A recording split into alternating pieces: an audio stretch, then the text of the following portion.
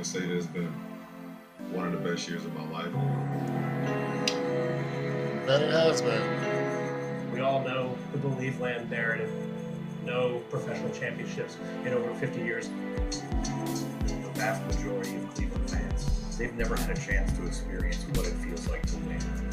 That was the one thing that he was chasing, that had alluded to that conclusion. 41 points in Game 5, 41 points in Game 6. With, I would say, the biggest block in the history of basketball.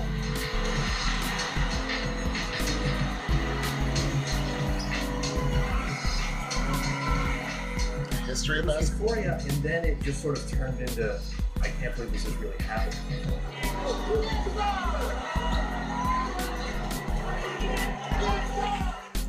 So LeBron James is Sports Illustrated's Person of the Year. And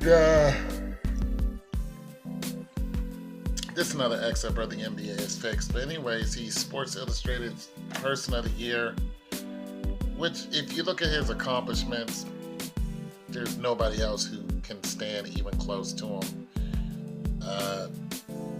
Especially if you look at his career, there's no one out there right now whose career is so potent and so defining that a whole city is depending on him.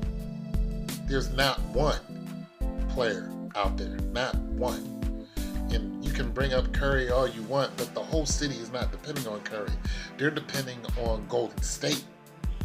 Curry just happens to be a pivotal person on that team. But if Curry leaves, they'll replace Curry with somebody else. They might not be as good as Curry, but Golden State can still be a winning team. They can still be a playoff team. You know what I mean? They're not going to dip down to 20, wins a season. You know what I mean? Like Cleveland did when LeBron James left. But there's not one person. You know what? I'm almost going to say there's not one person in history, in basketball history, not Olajuwon, not Jordan, not Malone, Bird.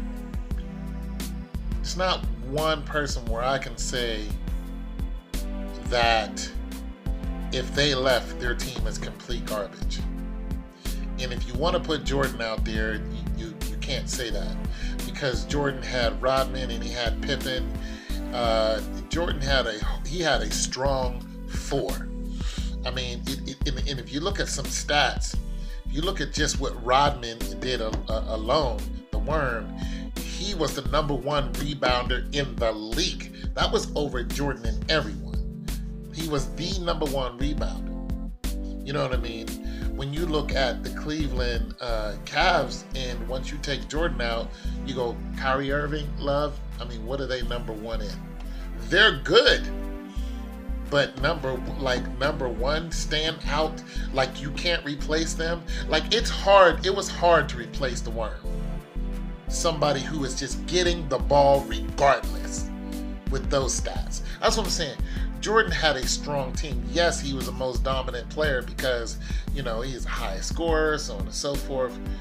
But when it comes to a team in value, there's no one out there in basketball history that has the value of LeBron James. Now, even though I think the NBA is fixed, I still look at LeBron James as the most valuable player in NBA history.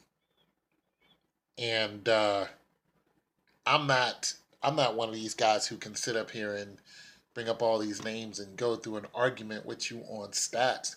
But for what little I know, and I'm fine with that. Somebody coming out of the box and saying, "Yeah, you know very little because, so and so did this, and so and so played for the Sixers. He did this for the team. Yeah, okay. Allen Iverson, was a pivotal person for the Sixers. Okay, and look at the Sixers now. They're garbage. But they're not garbage because Allen Iverson left. They're garbage because they don't have a good starting five, period. Big difference. Big difference. So that's what I want to say about that. So he deserves to be Sports Illustrated Person of the Year because when you look at all sports, and what LeBron James does in his sports, in his just the sport of basketball, then when you start looking at all sports, it's kind of hard to figure out what superstar, if any superstar left, would that team be complete garbage? I mean, if you want to go to football, when Manning left, the Broncos still a winning team. They're still crushing. Uh, I mean, even Mr. Deflategate, you know, out there with the Patriots, Tom, if uh, if that quarterback left, would the Patriots still be good? Absolutely. He was what, 37? He's almost 40. So when he leaves, are the Patriots still going to be good? Absolutely. You know what I mean? If you look at Pittsburgh, Pittsburgh just they have a good squad. They have Brown, they have a great quarterback. I mean, you just try to, just go in your head. Try to pick one person out of any sport.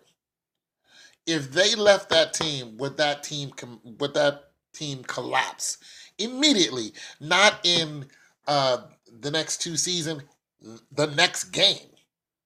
Would that team collapse and fall on their face? And you will understand exactly what I'm talking about. If you can't pick one person that could leave that team and then that team fall, you're going to say that LeBron James is the most valuable player in history. I just can't think of, I mean, Broadway Joe might, Broadway Joe might got a chance at that because he was ridiculous. He galvanized football in a way that made people play different. Cam Newton, I don't know. Cam Newton is probably going to be up there in a couple years, only because Cam Newton is so good that he's so good, and the rest of everybody around him is really average. He really, he really keeps that team going. So Cam Newton in a couple years, give him about 10 years, he might be able to hold a candle to a LeBron James if he can bring a couple home, if they don't make him go ahead and fumble the ball and act like the ball's not there anymore. Cam Newton could probably hold a candle to LeBron James in about another 5 to 7 years, maybe 10, if he keeps going the route he's going. Brady, not so much, because Brady's team was solid around him. But Cam Newton is just making people look stupid. So he's going to be my nomination for, in like the next 5 to 10 years, Sports Illustrated Person of the, of a decade. Well, I can't say a decade, but close. You get what I'm saying. Anyway, so I just wanted to say that, I still think sports is fixed, but a big ups to LeBron James. And yeah, it's your boy Tone 202. From one brother from Akron to another LeBron James. Hold it down. Peace.